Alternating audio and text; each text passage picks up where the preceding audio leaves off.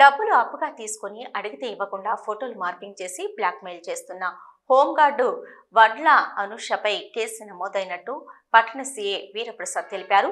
ఆయన వేములవాడ పోలీస్ స్టేషన్లో మీడియాతో మాట్లాడుతూ, వేములవాడ దేవస్థానంలో ఏఈగా పనిచేసి రిటైర్డ్ అయిన ద్వారకా శేఖర్ దగ్గర నుంచి తన భర్త ఆరోగ్యం బాగాలేదని 3.5 లక్షలు అప్పుగా తీసుకుని 6 నెలల్లో తిరిగిస్తానని చెప్పి ఇవ్వకపోవడంతో డబ్బుల గురించి అడిగితే ఆమె తనను పెళ్లి చేసుకున్నాడని తప్పుడు పెళ్లి పత్రిక మరియు మార్పింగ్ చేసిన ఫోటోలతో అసత్య ప్రచారం చేస్తానని బెదిరించడంతో శేఖర్ మరో 5 లక్షల రూపాయలు ఇచ్చాడని తెలిపారు.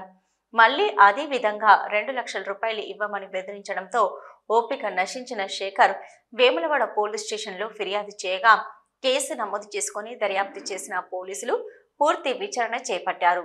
డబ్బులు ఇవ్వమని వేధిస్తున్న హోంగార్డ్ అనుషపై కేసు నమోదు చేసి రిమాండ్కు పంపారు. ఈ సందర్భంగా సీఐ మాట్లాడుతూ, గతంలో కూడా హోంగార్డ్ అనుషపై కేసులు ఉన్నాయని, ఇంకా ఎవరైనా బాధితులుంటే తమను సంప్రదించాలని సూచించారు.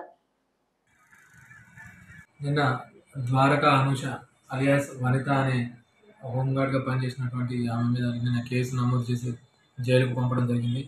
ఈ వేములవాడకు చెందిన ద్వారకా శేఖర్ అనే వ్యక్తి ఇచ్చిన ఫిర్యాదు మేరకు ఈ కేసు నమోదు చేయడం జరిగింది. ఈ లేడీ హోంగార్డ్ ఏం చేస్తుందంటే బ్లాక్మెయిల్ చేస్తుంది అన్నట్టు, ఎక్స్ట్రాక్షన్ చేస్తుంది. వాళ్ళ పాత ఫ్యామిలీ ఫొటోస్ని మార్కింగ్ చేసి అవి వేరే రకంగా పెట్టి ఆ ఫొటోస్ అన్నీ వైరల్ చేస్తా, నువ్వు నాకు 5 లక్షలు ఇవ్వకపోతే నేను ఈ ఫొటోస్ అన్ని వైరల్ చేసి నీ పరువుకు భంగం కలిగించే విధంగా అట్లా చర్యలు చేపట్టడం, అవన్నీ మా దృష్టికి వచ్చి అతను ఫిర్యాదు చేయడంతో ఆమె మీద నిన్న కేసు చేసి రిమాండ్కి పంపించడం జరిగింది. గతంలో ఏమైనా కంప్లైంట్స్ ఉన్నాయా?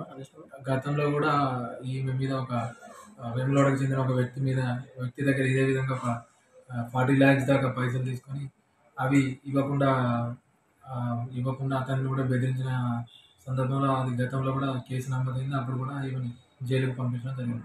ఇంకా ఎవరైనా ఈమె బాధితులు ఫిర్యాదుదారులు ఉంటే దయచేసి మాకు ఫిర్యాదు చేసినట్లయితే వాటి మీద కూడా మేము చర్య తీసుకోవడం జరుగుతుంది.